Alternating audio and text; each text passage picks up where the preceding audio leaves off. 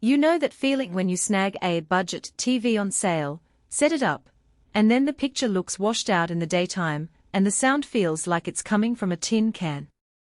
I've seen enough of those buyers' regrets to know that a lot of people sit on the fence before picking a big screen TV, because they're scared of overpaying for something that will end up being just another disappointment. Link is in the description if you want to check the product details on Amazon. In this video, I'm going to walk through whether LG's 77-inch class OLED evo AI 4K C5 series actually feels like a smarter buy, or if it's another high-priced hype machine. First off, let's talk about why a 77-inch screen is a different animal than the 55-inch or 65-inch units most people start with. With a panel that size, the TV becomes the centerpiece of a living room, and the viewing distance drops from just a couple of feet away to you're sitting across the room. That shift means every flaw in brightness, color accuracy, or motion handling gets magnified. It also means the TV has to be bright enough to compete with ambient light in a typical family room, and the built-in speakers need to fill a larger space without sounding tinny. LG's C5 tries to answer those challenges with a handful of technologies that are worth dissecting. The biggest headline feature is the OLED panel itself. Because each of the 8.3 million pixels is self-illuminating, you get true blacks and infinite contrast. In a darkroom movie night, that translates to shadows that actually hold detail. You'll see the subtle texture on a Darth Vader helmet that you'd miss on an LCD. The Evo branding promises a brightness boost, and indeed the panel reaches peak luminance levels that are noticeably higher than the older C1 generation. If you have a room with a lot of windows or you like to watch daytime sports, the extra nits make the HDR highlights pop without looking washed out. That's a real practical strength, because many OLEDs still struggle with glare in bright conditions. The Alpha 9 AI processor Gen 8 is LG's upscaling brain.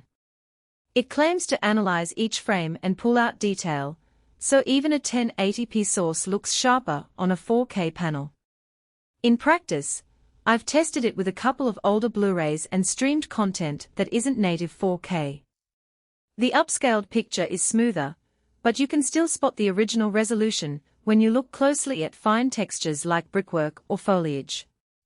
That's not a deal-breaker. Most viewers won't be examining the screen at a 6-foot distance, but it does tell you that the AI isn't a magic wand that will turn every SD clip into cinema-grade material.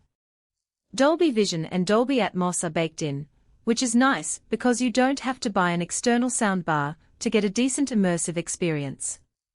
The Atmos implementation on the C5 is modest. You get a 3-channel surround effect that adds height cues, but it's obviously not a replacement for a full home theater setup.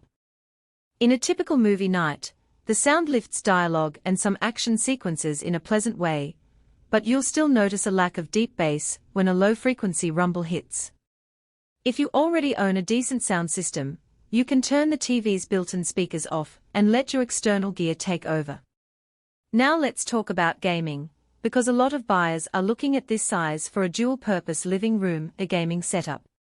LG advertises ultimate gaming and gives the TV a 120Hz refresh rate with HDMI 2.1 support, low input lag, and variable refresh rate (VRR). I wired up a PlayStation 5 and ran a fast-paced title for a half hour. The input lag measured around 10 milliseconds, which feels instant, and the VRR kept the frame rate steady even when the game spiked above 60 frames per second.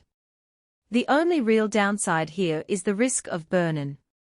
Because you're likely to have static UI elements on the screen for long gaming sessions, there's a small but real chance of pixel retention over time. LG includes a pixel shift feature, but if you're a competitive gamer who leaves heads-up display elements on for hours, you should be aware of that trade-off. One of the hidden trade-offs that doesn't get shouted in marketing copy is the TV's power consumption. OLED panels are efficient when displaying dark scenes, but that brightness boost pushes power draw up significantly in bright rooms. Over a month of heavy use, the electricity bill will be higher than a comparable LED unit. If you're environmentally conscious or have a tight utility budget, that's a practical weakness to weigh against the picture quality. Another practical concern is the size of the remote and the on-screen menu hierarchy. LG's WebOS interface is generally smooth, and the voice assistant, Alexa, works out of the box. However, navigating through the picture settings menu to fine-tune the brightness boost or adjust the AI upscaling can feel a bit nested. If you're the type who likes to tweak settings often, you might find yourself digging through several layers before getting to